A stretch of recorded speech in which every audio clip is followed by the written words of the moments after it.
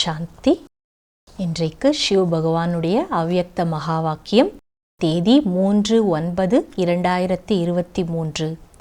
परमत परचिंतन और पर दर्शन से मुक्त बनो और पर उपहार करो।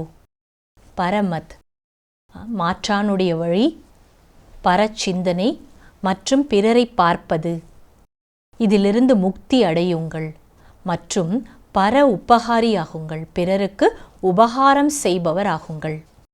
आज बाप दादा अपने चारों ओर जो बाप के बच्चे हैं, विशेष है, उन सर्व विशेष आत्माओं को देख रहे हैं। இன்றைக்கு பாப் தாதா தன்னுடைய நாலா புறங்களிலும் இருக்கக்கூடிய பாபாவின் குழந்தைகள், அதாவது விசேஷமானவர்கள், அப்படிப்பட்ட அனைத்து விசேஷ ஆத்மாக்களை பார்த்து கொண்டிருக்கிறார்। चाहे भारत के व विदेश के किसी भी कोने में है, लेकिन बाप दादा सर्व विशेष आत्माओं को समीप देख रहे हैं। பாரத தேசமாக இருந்தாலும் சரி, அயல் நாடாக இருந்தாலும் சரி, எந்த ஒரு மூலையில் இருந்தாலும் பாப் தாதா அனைத்து விசேஷமான ஆத்மாக்களை நெருக்கத்தில் பார்க்கிறார்। बाप दादा को अपने विशेष बच्चों को देख हर्ष होता है। பாப் தாதாவிற்கு தன்னுடைய விசேஷமான குழந்தைகளை பார்த்து மகிழ்ச்சி ஏற்படுகிறது। चाहे बुजुर्ग है, अनपढ़ है, छोटे बच्चे हैं, युवा है, प्रवृत्ति वाले हैं, लेकिन सारे विश्व के आगे विशेष है। அவர்கள் வயோதிகர்களாக இருந்தாலும் படிக்காதவர்களாக இருந்தாலும், சிறிய குழந்தைகள், இளைஞர்கள், குடும்பத்தில் இருப்பவர்கள், ஆனால் அனைவருமே உலகத்திற்கு எதிரில், அதாவது உலகத்திற்கு முன்னால் விசேஷமானவர்கள்। चाहे कितने भी बड़े बड़े वैज्ञानिक चमत्कार दिखाने वाले भी हैं, चंद्रमा तक पहुंचने वाले भी हैं, लेकिन बाप के विशेष बच्चों के आगे वो भी अनजान है। அவங்க எவ்வளோ பெரிய பெரிய விஞ்ஞானிகளாக இருந்தாலும் சரி, அதிசயத்தை செய்து காட்டுபவர்களாக இருந்தாலும் சரி, நிலவையே அடைந்து விட்டவர்களாக இருந்தாலும் சரி, ஆனால் பாபாவின் விசேஷ குழந்தைகள் முன்பு அவர்கள் ஒன்றும் அறியாதவர்களே। पांचों ही तत्वों को जान लिया, उन्हों पर विजय भी प्राप्त की, लेकिन छोटी सी बिंदु आत्मा को नहीं जाना।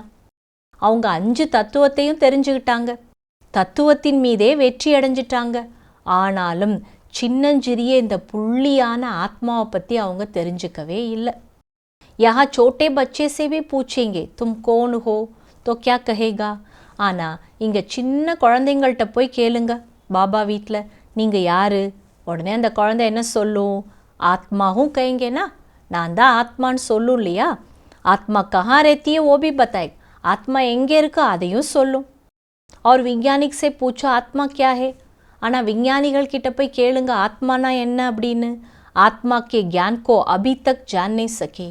ஆத்மாவை பற்றிய ஞானத்தை இப்போது வரை அவர்களால் புரிந்து கொள்ள முடியவில்லை। आप लोगों का शुरू का बहुत फलक का गीत है। நீங்கள் எல்லாம் ஆரம்ப காலத்தில் பெருமையோடு ஒரு பாட்டு பாடுவீங்க, याद है कौन सा गीत, உங்களுக்கு நினைவு இருக்கா அது என்ன பாடல்னு। एक गीत था, कितना भी बड़ा सेठ स्वामी हो, लेकिन अलफ को नहीं जाना। ஆரம்பத்தில் எல்லாரும் ஒரு பாட்டு பாடுவாங்களாம், எவ்வளோ பெரிய சேட்டாக இருக்கட்டும், பெரிய சுவாமிஜியாகவே இருக்கட்டும், ஆனால் இறைவனை அவர்கள் அறிந்து கொள்ளவில்லை। तो कितना भी बड़े हो, चाहे नेता हो चाहे अभिनेता हो, लेकिन अपने आप को नहीं जाना तो क्या जाना। அவங்க எவ்வளோ பெரியவங்களாக இருக்கட்டும், பெரிய தலைவர்களாக இருக்கட்டும், பெரிய நடிகர்களாக இருக்கட்டும், ஆனால் தன்னையவே அவங்களால தெரிஞ்சுக்கல அப்படின்னா வேற எதை அவங்களால தெரிஞ்சுக்க முடியும்। तो ऐसी विशेष आत्माएं हो, तो அப்படிப்பட்ட விசேஷ ஆத்மாக்கள் நீங்கள்। यहाँ ही अनपढ़ बुजुर्ग माता है और दूसरी तरफ अच्छा महात्मा है, लेकिन बुजुर्ग माता फलक से कहेगी कि हमने परमात्मा को पा लिया। இங்கே பாருங்க, ஒரு பக்கம் படிக்க தெரியாத வயோதிக தாய்மாராக இருக்காங்க, இன்னொரு பக்கம் ஒரு பெரிய மகாத்மாவாகவே இருக்கலாம், ஆனால் அந்த வயதான தாய், பாபாவுடைய குழந்தை, பெருமிதத்தோடு சொல்லுவாங்க நாங்கள் பரமாத்மாவை அடைந்து விட்டோம்। ஆனால் இந்த பக்கம் இருக்கிற மகாத்மா என்ன சொல்லுவார், பரமாத்மா கோ பானா போத் முஷ்கில் ஹே, பரமாத்மாவை அடையிறதெல்லாம் ரொம்ப கஷ்டம், लेकिन यहाँ 100 वर्ष की आयु वाले भी निक्षय बुद्धि होगी तो वह क्या कहेगी. ஆனால் இங்கே 100 வருஷம் ஆன வயோதிக மாதாவாக இருக்கட்டும், நிச்சய புத்தியோடு இருக்கிறவங்க என்ன சொல்லுவாங்க? தும் டூண்டே ரகோ ஹம்னே தோ பாலியா, நீங்கள் தேடிக்கிட்டே இருங்க, நாங்கள் அடைஞ்சிட்டோன்னு சொல்கிறாங்க. தோ மகாத்மா பி ஆப்கே ஆகே கியா ஹே, அப்போ மகாத்மா கூட உங்கள் முன்னாடி வெறும் யாராதான் இருக்காங்க? प्रवृत्ति वाले फलक से कहेंगे कि हम डबल पलंग पर सोते इकट्ठे रहते भी पवित्र है क्योंकि हमारे बीच में बाप है. இல்லறத்தில் இருக்கவங்க கூட பெருமையோடு சொல்கிறாங்க, நாங்கள் டபுள் காட் பெட்டில் தான் தூங்குகிறோம், இணைஞ்சு தான் வாழ்கிறோம், ஆனால் பவித்திரமாக இருக்கிறோம். ஏன்னா எங்களுக்கு இடையில் பகவான் இருக்காரு. और महात्माएं क्या कहेंगे, மேலும் மகாத்மாக்கள் என்ன சொல்கிறாங்க? ஆ கப்பூஸ் இக்கட்டா रहना ये तो असंभव लगता है, பஞ்சும் நெருப்பும் இணைந்து இருப்பது நடக்கவே முடியாதுன்னு சொல்கிறாங்க. जो पक्के हैं वो तो बड़ी सभा हो या कुछ भी हो फलक से कह सकते कि पवित्रता तो हमारा स्वधर्म है. ஆனால் யார் பக்காவாக இருக்காங்க அவங்க பெரிய சபையில் கூட போயிட்டு பெருமையோடு என்ன சொல்லுவாங்க? பவித்திரதா தான் எங்களுடைய சுய தர்மம். तो ऐसी अपनी विशेषता को जानते हो ना, இப்படி உங்களோட சிறப்பு தன்மைகளை தெரிஞ்சிட்டிங்க தானே.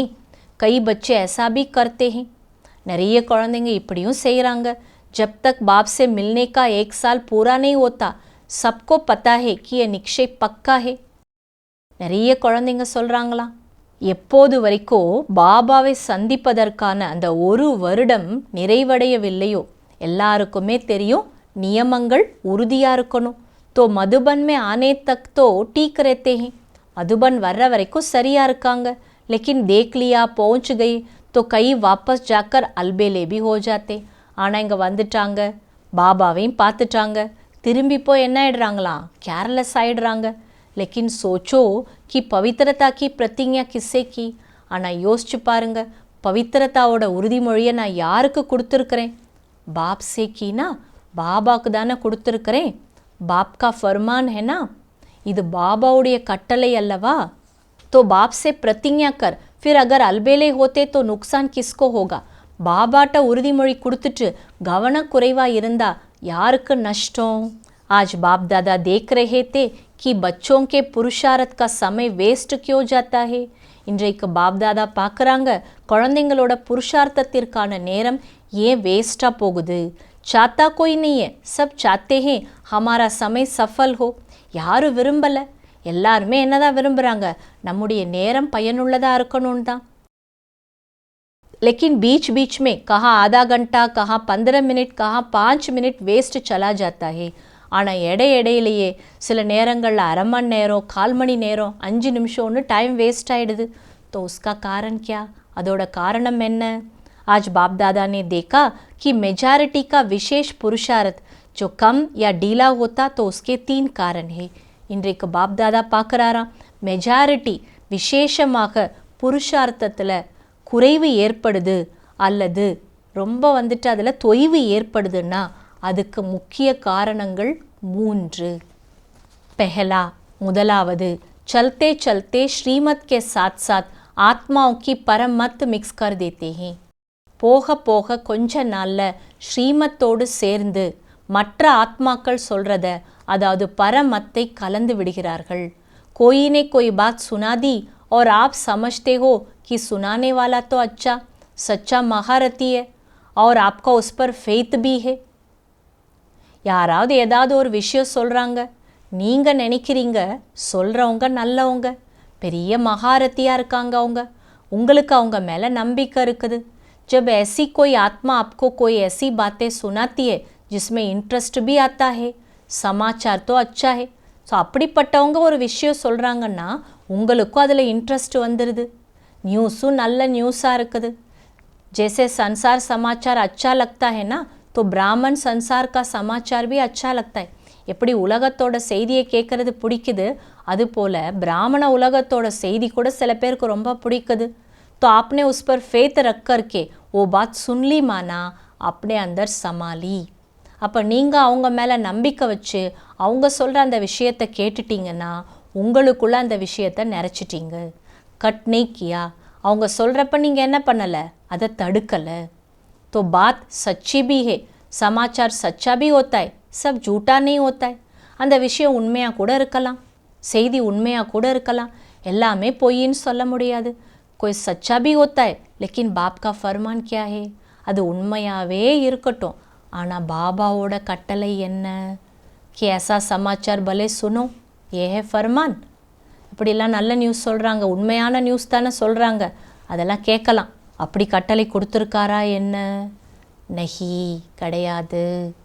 आप उसके लिए गुड्डे का डिब्बा बन गए हैं ना, அப்போ அவங்களுக்கு நீங்கள் என்ன ஆயிட்டீங்க, குப்பை தொட்டி ஆயிட்டீங்கல்ல.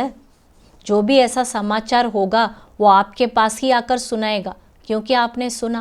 அப்போ அடுத்து அப்படிப்பட்ட செய்தியை உங்ககிட்ட தான் சொல்லுவாங்க, ஏன்னா நீங்கள் ஏற்கனவே கேட்டுட்டீங்க. इसके लिए या तो उसको समझाओ, ऐसी बातों से उसको भी मुक्त करो. இதற்காக ஒன்று அவங்களுக்கு புரிய வைக்கணும், ஏன்னா அவங்களையும் அதிலிருந்து விடுபட வைக்கணும். சுன்கர்க்கே இன்ட்ரெஸ்ட் नहीं बढ़ाओ, கேட்டு அவங்களோட ஆர்வத்தை நீங்கள் அதிகப்படுத்தாதீங்க. लेकिन अगर सुनते हो तो आप में इतनी ताकत हो जो उसको भी सदा के लिए फुल स्टॉप लगा दो. அப்படி கேட்குறீங்கன்னா உங்ககிட்ட அவ்வளோ சக்தி இருக்கா, சதா காலத்துக்கு உங்களால் முற்றுப்புள்ளி வைக்க முடியுமா? अपने अंदर भी फुल स्टॉप लगाओ, உங்களுக்குள்ளேயும் முற்றுப்புள்ளி வைக்கணும்.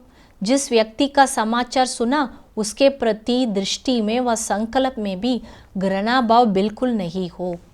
அப்போ யாரை பற்றி அந்த செய்தியை கேட்டீங்களோ அவர்களுக்காக கூட உங்கள் பார்வையில் உங்கள் எண்ணத்தில் வெறுப்போட பாவனை முற்றிலும் வரக்கூடாது.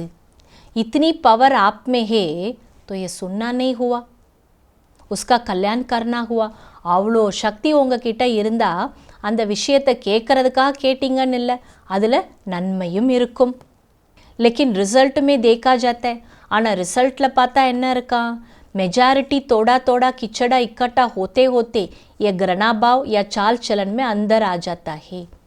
ஆனால் மெஜாரிட்டி இந்த மாதிரி குப்பைகளை சேர்த்து சேர்த்து கேட்டு கேட்டு வெறுப்பு பாவனை வந்துடுது, நடத்தையில் வித்தியாசம் ஏற்படுகிறது. और कुछ भी नहीं होगा ना तो उस आत्मा के प्रति सेवा करने की भावना नहीं होगी, भारीपन होगा. சரி, ஒருவேளை இதெல்லாம் இல்லைன்னா கூட அந்த ஆத்மாவுக்காக சேவை பண்ணணுன்ற பாவனை இல்லாமல் போயிடுது, சுமை ஏற்பட்டு விடுகிறது. इसको कहा जाता है श्रीमत में परमत मिलाना. இதைத்தான் சொல்லப்படுது ஸ்ரீமத்தில் பரமத்தை கலப்பது. दूसरी बात सुनाई परचिंतन. ரெண்டாவது விஷயம் என்ன, பரச்சிந்தனை. उसका स्वचिंतन कभी नहीं चलेगा, அவங்களுக்கு சுய சிந்தனையே வராது. कोई भी बात होगी परचिंतन वाला अपनी गलती भी दूसरा पर लगाएगा. என்ன ஒரு விஷயம் நடந்தாலும் பரச்சிந்தனை செய்கிறவங்க தன்னுடைய தவறையும் பிறர் மீது சுமத்துவார்கள். और परचिंतन वाले बात बनाने में नंबर 1 होते. அடுத்து பரச்சிந்தனை பண்ணுறவங்க விஷயத்தை உருவாக்குறதுல नंबर 1 இருப்பாங்க. पूरी अपनी गलती दूसरे के प्रति ऐसा सिद्ध करेंगे जो सुनने वाले बड़ों को भी चुप रहना पड़ता है. முழுமையான தன்னுடைய தவறையும் பிறர் மீது சுமத்தி அதை உறுதி செய்கிறதுக்காக அப்படி சொல்லுவாங்களாம். பெரியவங்களே அந்த விஷயத்தை கேட்டுட்டு அமைதியாயிடுற மாதிரி இருக்குமா. तो स्वचिंतन इसको नहीं कहा जाता है कि सिर्फ ज्ञान की पॉइंट्स रिपीट कर दी या ज्ञान की पॉइंट सुन ली सुना दी, यही स्वचिंतन नहीं है. சுய சிந்தனை அப்படின்னா ஞானத்தோட பாயிண்ட்டை ரிப்பீட் பண்ணுறது, ஞானத்தோட பாயிண்ட்டை மற்றவங்களுக்கு சொல்கிறது, கேட்கறது, இது மட்டும் சுய சிந்தனை கிடையாது. लेकिन स्वचिंतन अर्थात अपनी सूक्ष्म कमजोरियों को, अपनी छोटी छोटी गलतियों को चिंतन करके मिटाना, परिवर्तन करना, यह स्वचिंतन है. அப்போ சுய சிந்தனை என்றால் தன்னுடைய சூட்சும பலகீனங்கள், தன்னுடைய சின்னஞ்சிறிய தவறுகளை கூட சிந்தனை செய்து நீக்குவது, மாற்றி அமைப்பது, இதுதான் சுய சிந்தனை. பாக்கி ज्ञान सुनना सुनाना उसमें तो सभी होशियार. மற்றபடி ஞானம் கேட்கறது, பிறருக்கு சொல்கிறது, அதிலெல்லாம் எல்லாரும் புத்திசாலி தான். ये ज्ञान का चिंतन है, मनन है. लेकिन स्वचिंतन का महीन अर्थ, இது ஞான சிந்தனை, ஞானத்தை கடையிறது. ஆனால் சுய சிந்தனை என்றால் அதனுடைய ஆழமான அர்த்தம் अपने प्रति है. क्योंकि जब रिजल्ट निकली तो रिजल्ट में ये नहीं देखा जाएगा कि इससे ज्ञान का मनन अच्छा किया या सेवा में ज्ञान को अच्छा यूज़ किया. இப்போ பாபா சொல்கிறாங்க, சுய சிந்தனைன்னு வரும்போது வெறும் ஞான சிந்தனை மட்டும் கிடையாது. ரிசல்ட் பார்க்குறப்ப இதை பாபா பார்க்க மாட்டார். இந்த குழந்தை ஞானத்தை நல்லா சிந்தனை பண்ணுச்சா, சேவையில் ஞானத்தை பயன்படுத்துச்சா அதை மட்டும் பார்க்கறதில்ல.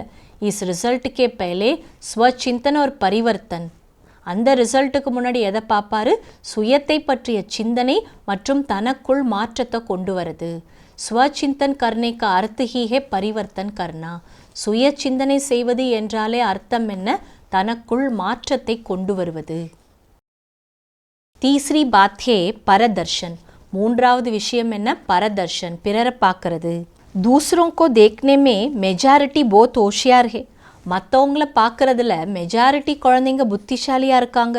பரதர்ஷன் जो देखेंगे तो देखने के बाद वो बात कहाँ जाएगी. பிறரை பார்க்குறப்ப பார்த்த அந்த விஷயம் அடுத்து எங்கே போகும்? बुद्धि में ही तो जाएगी, புத்திக்குள்ளே தானே போகும். और जो दूसरे को देखने में समय लगाएगा उसको अपने को देखने का समय कहाँ मिलेगा. இப்படி பிறரை பார்க்குறதுக்கு யார் நேரத்தை பயன்படுத்திகிட்டே இருக்காங்களோ அவங்களுக்கு தன்னை பார்க்குறதுக்கு எப்படி நேரம் கிடைக்கும்? பாத்தே தோ போத் होती है ना. இப்படி விஷயங்கள் நிறையா இருக்கும் இல்லையா? और जो बातें होती है वो देखने में भी आती है, सुनने में भी आती है.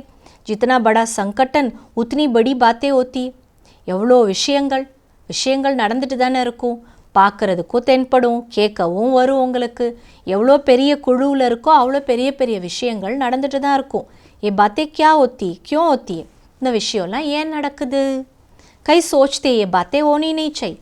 அதனால் நிறைய பேர் நினைக்கிறாங்களா இப்படிலாம் நடக்கக்கூடாது தானே, அப்படி நினைக்கிறாங்களாம். नहीं होनी चाहिए वो ठीक है, लेकिन जिसके लिए आप समझ रहे हो नहीं होनी चाहिए उसमें समय क्यों दिया? இதெல்லாம் நடக்கக்கூடாதுன்னு நீங்கள் நினைக்கிறீங்கல்ல, அதெல்லாம் சரிதான்.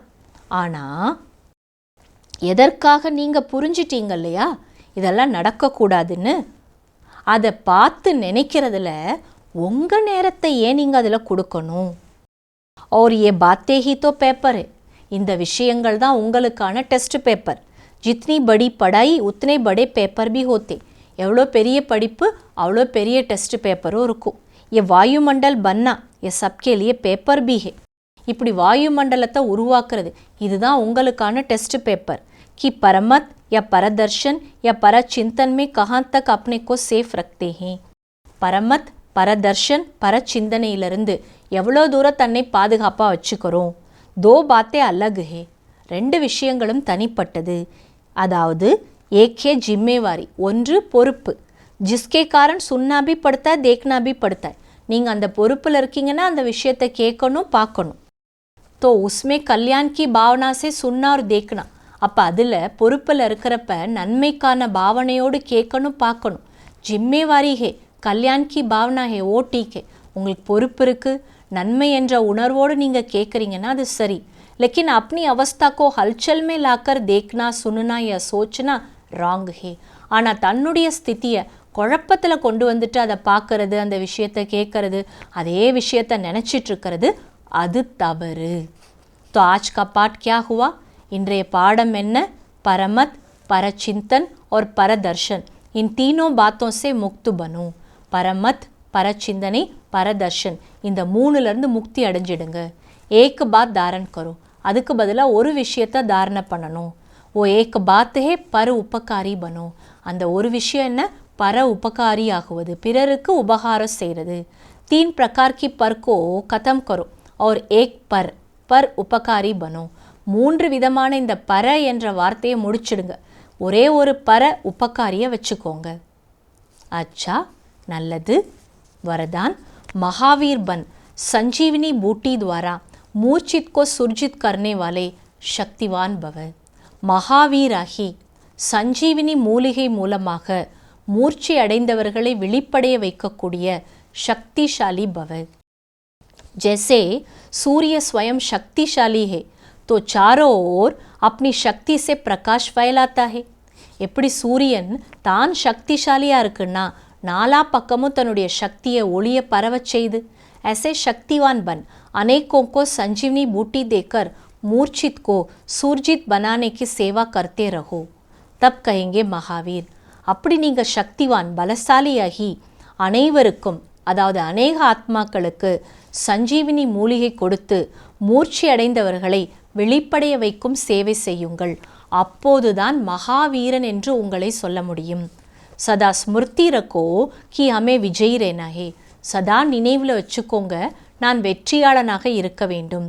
और सबको विजयी बनाना, பிறரையும் வெற்றியாளன் ஆக்க வேண்டும். விஜய் பண்ணே கா சாதன் ஹே பிஸி रहना, வெற்றி அடைவதற்கான சாதனம் பிஸியாக இருக்கணும். स्व कल्याण अथवा विश्व कल्याण के कार्य में बिजी रहो तो विघ्न विनाशक वायुमंडल बनता जाएगा. சுயத்திற்கான நன்மை மற்றும் உலகத்திற்கான நன்மை காரியத்தில் பிஸியாக இருந்தீங்கன்னா விக்ன விநாசக் வாயுமண்டலம் உருவாகி கொண்டே இருக்கும். ஸ்லோகன் दिल सदा एक दिलाराम में लगी रहे, यही सच्ची तपस्या है. உள்ளம் சதா உள்ளம் கவர்ந்த ராமரிடமே ஈடுபட்டு இருக்க வேண்டும். இதுவே உண்மையான தபஸ்யா. அவ்யக்த சமிக்கை.